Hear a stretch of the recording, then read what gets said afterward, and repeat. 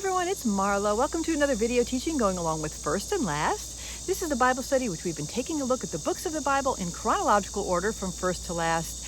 And we've been also studying the first chapter and the last chapter with the special attention, just figuring that God would really want to launch into each book with some great words and leave us with some great words. Well, today we are on our 17th book of the Bible in chronological order.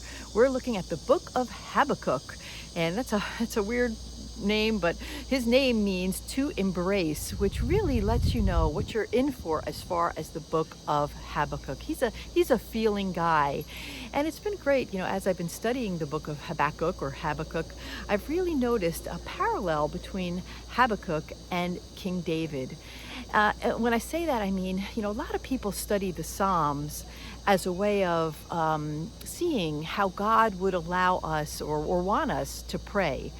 And you see all the emotion that David has, and that it's perfectly acceptable to God for us to just pour it out, no matter how raw, and even if it's sort of contentious.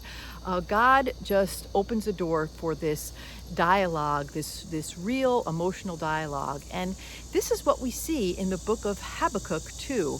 He really embraces the fact that God is a father and that he's able to come to God and just plead out no matter what he's going through. So we already studied chapter 1 in writing, and in that chapter you will see that Habakkuk has cried out to God, and he's just beside himself because God is not doing anything about the fact that there is wicked within the southern kingdom of Judah. It's starting to rise up, even though he's ministering in a time of national revival. He's seeing that specifically the judiciary system is being corrupt, and he's pleading to God, basically saying, God, why aren't you doing anything? Don't you see this rising up?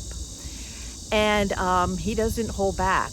And what we see is God giving an answer, basically that lays out that God, he's holding back in the moment, but that God indeed has seen it all, and he is going to be sending the mighty nation of Babylon to conquer the southern kingdom of Judah, which you can imagine makes Habakkuk say, well, wait a minute, I didn't mean, send somebody worse. The people of Judah are already bad. We don't need this horrific pagan nation to come and take us over. But yet, that is what God tells Habakkuk is going to happen. And so today we're going to discuss how the book of Habakkuk ends in chapter 3, and how, again, like David, we see that he lands in a good place, in a place of trust, even though he has just been delivered this news that not only is God going to be taking care of the wickedness that's going on in Habakkuk's time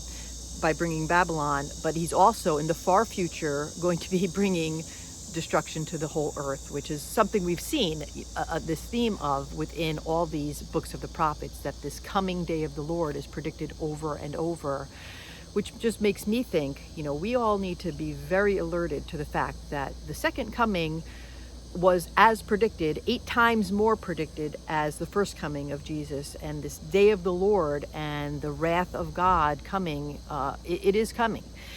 So anyway, that's all out there in Habakkuk for you. And we are going to go to that last chapter, but I want to first stop in the second chapter, the middle chapter of Habakkuk, because there is a verse, a pivotal verse to the life of the church, the capital C church, a verse which changed the course of Christianity forever. And it's found within this tiny little 3-chapter book of Habakkuk, this minor prophet. And so, if you've ever wondered for yourself how the Protestant Church came into being out of the fact that there was this great Catholic Church, the book of Habakkuk, it holds your answer, all right? And it all starts with a man named Martin Luther, who was born in Germany, and I'm gonna read notes because I don't want to miss these dates. He was born in 1483 in Saxony. And he was born a poor man, a poor child to a coal miner, but he was able to go and study law within Germany, in Erfurt, Germany, and he entered law school 1501.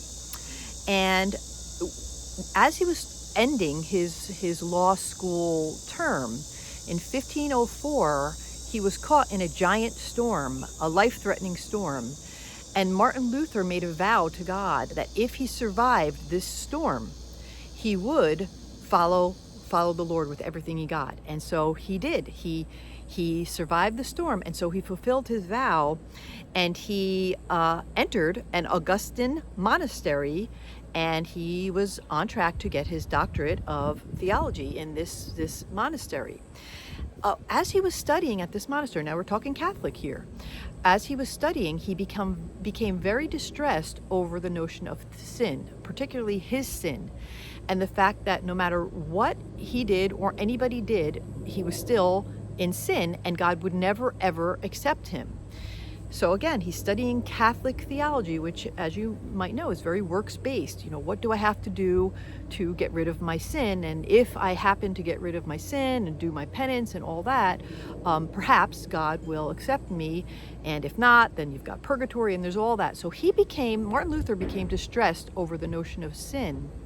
And he started to do very pious acts of self-flagellation, like hurting himself and trying to beat himself up to get low so that he could get rid of his sin, that kind of stuff. He got all kinds of into that.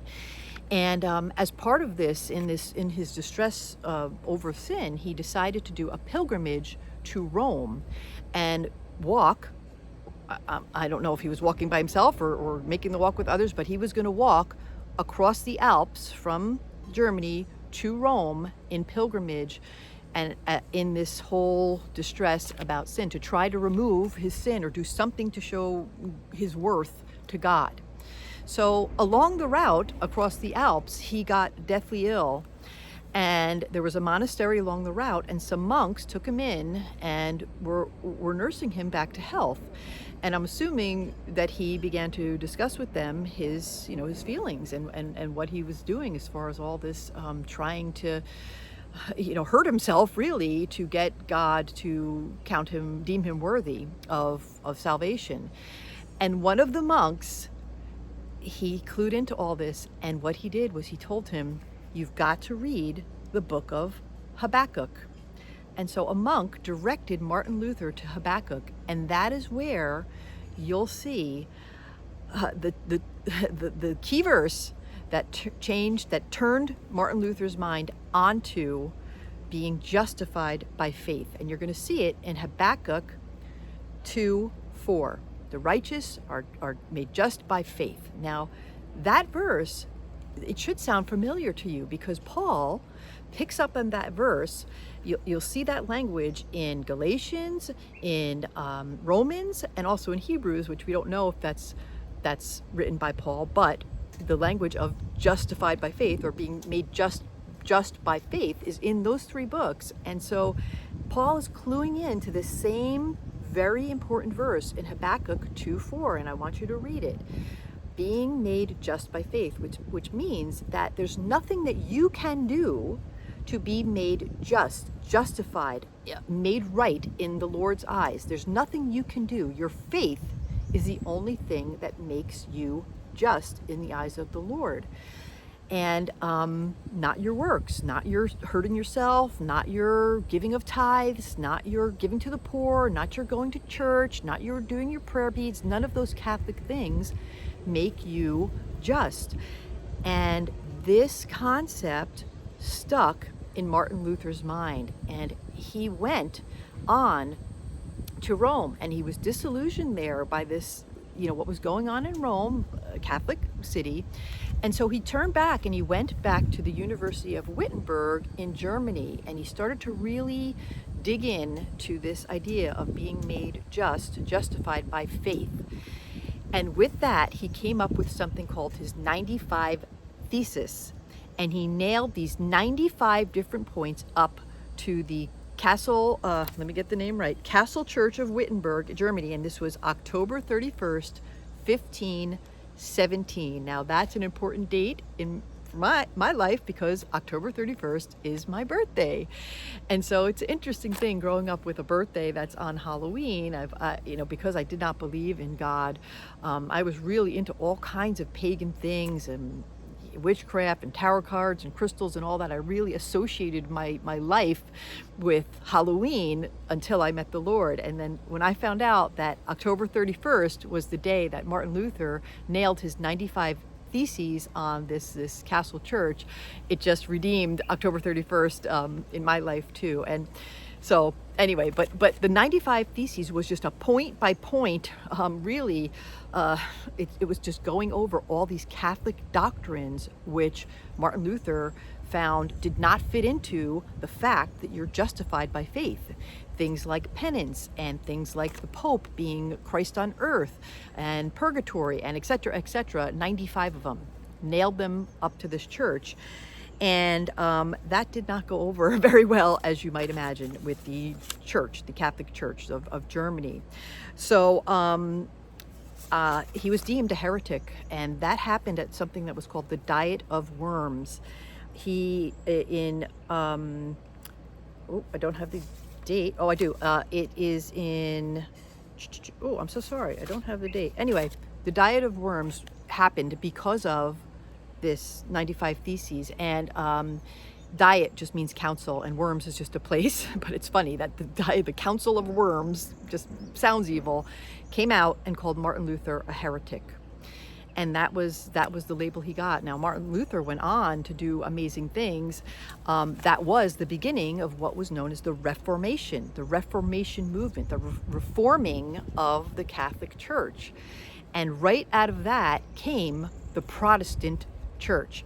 So in 1529, you had something called the Diet of Speyer, which again, Council of Speyer, which the Roman Catholic Emperor of Germany at the time, which was Charles V, he rescinded something that was put out there, which said that any church had the right to either decide whether to adhere by the Council of Worms or not, to decide whether this 95 Theses and Martin Luther was heretical or not.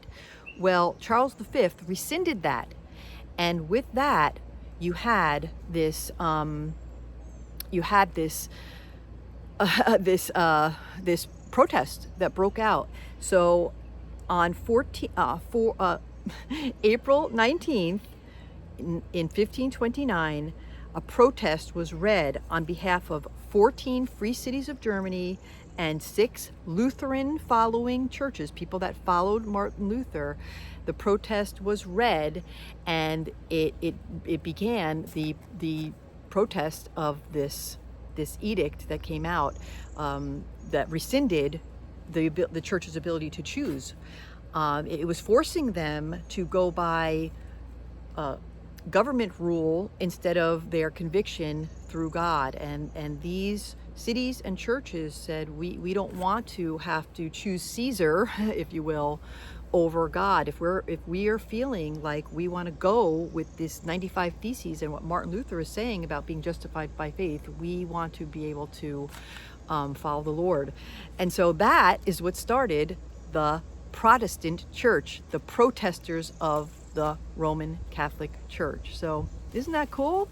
I think it's just a great thing to know our history in that way. Most of us who are in this Bible study are in some type of Protestant church, even if it's just a Bible church or a Methodist church or Lutheran church. All of those churches are considered Protestant because they came out of the protest of the fact that you could work to get your salvation, which is a doctrine of the Roman Catholic Church, and it just completely flies in the face of being made right with God, justified by faith. All right, so isn't that amazing? All because of Habakkuk. Now, you have to excuse me for 1 minute because I forgot to bring my Bible. I brought my notes and I didn't bring my Bible. I'm going to run in and I'm going to get my Bible, and we're going to read the end of Habakkuk and the hopefulness, how Habakkuk ends like David does so many times, with a full-on trust of the Lord. Hold on, I'll be right back.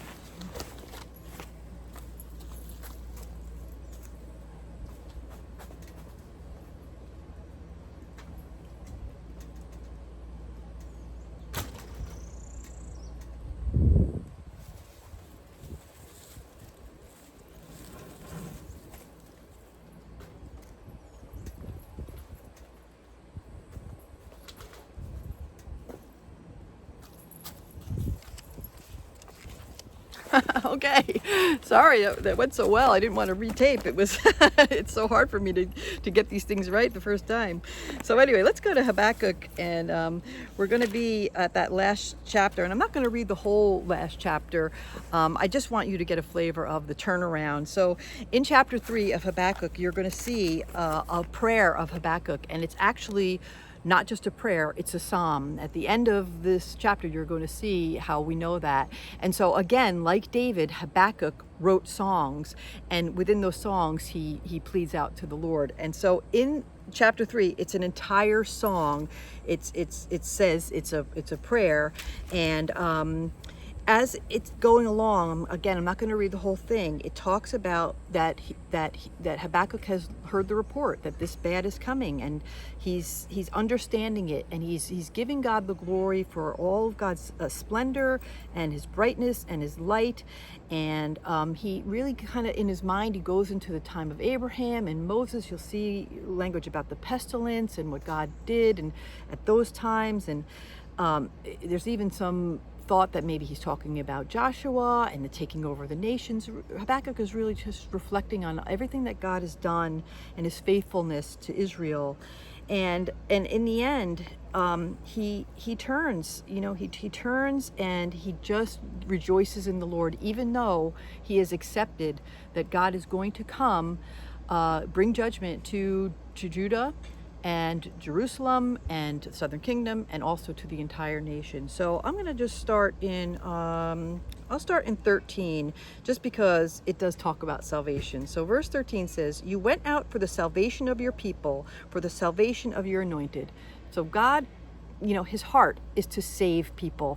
Jesus was sent to this planet for salvation. And here in Habakkuk, he's recognizing God's heart for his people, that his heart is that people are saved. Even though this judgment is coming, the heart of God is to use it for salvation. And that is what the day of the Lord is for. In case you don't know, it is really specifically for the salvation of the Jewish nation, that all this evil is coming to Israel. They've been dispersed among the nations, and God is going to give them this second chance of salvation through bringing his wrath in the day of the Lord. So that's why I wanted to start there, just to see the language of salvation in Habakkuk 2. And it says next in 13, "You crushed the head of the house of the wicked, laying him bare," sorry, I got a bug right in my face, "laying him bare from thigh to neck." And that just reminds me back to Genesis 3:15, where in the proto-evangelium, God says that the seed that's going to come out of Eve is going to crush the head of the serpent. And so here it says, "You crushed the head of the house of the wicked, laying him bare from thigh to neck," bringing Satan to open shame. "You pierced with his own arrows the heads of his warriors, who came like a whirlwind to scatter me." Now here, you have Habakkuk identifying himself with his nation, and it's personal, the embracing of this personal relationship, that what God is doing to Israel is going to happen to him. "Rejoicing as if to devour the poor in secret. You trampled the sea with your horses, the surging of mighty waters. I hear and my body trembles, my lips quiver at the sound. Rottenness enters my bones, my legs tremble beneath me, yet I will quietly wait for the day of trouble to come upon people who invade us." So here Habakkuk is getting it, that this is all coming down for Judah and Jerusalem and his people. And yet Habakkuk knows that the Lord is going to use this nation against them, Israel, but then he is going to go out against this nation that takes out Israel. So God uses nations to judge, and then he judges those nations. If they're pagan and they're not following him, he's not going to let them exist either. And that is what happens in the day of the Lord. So moving on to verse 17, "Though the fig tree should not blossom, nor fruit be on the vines, the produce of the olive fail, the fields yield no flood, the flock be cut off from the fold, and there be no herd in the stalls." So though everything's going to be wiped out in Judah, Jerusalem, "Yet I will rejoice in the Lord. I will take joy in the God of my salvation. God the Lord is my strength. He makes my feet like the deer's. He makes me tread on my high places." And it ends with, to the choir master with stringed instruments. So that's how you know it's a song. But look at those last two verses. I really want you to hear them because there's all kinds of wickedness rising in our time. And we can see the writing on the wall that if America doesn't turn, things are going to go not so great. Hear this for you. Yet I will rejoice in the Lord. I will take joy in the God of my salvation. God the Lord is my strength. He makes my feet like the deer's. He makes me tread on my high places. So allow God to minister to you.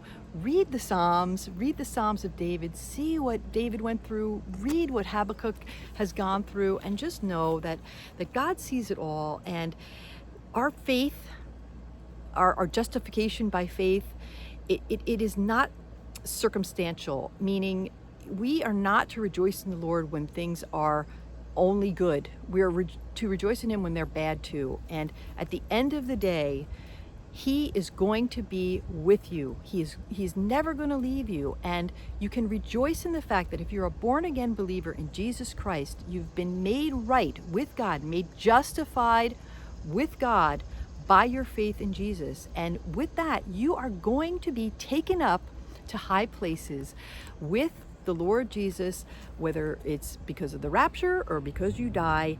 Your eternal destiny is sealed. You're justified. You're going to be made right with the Lord by your faith.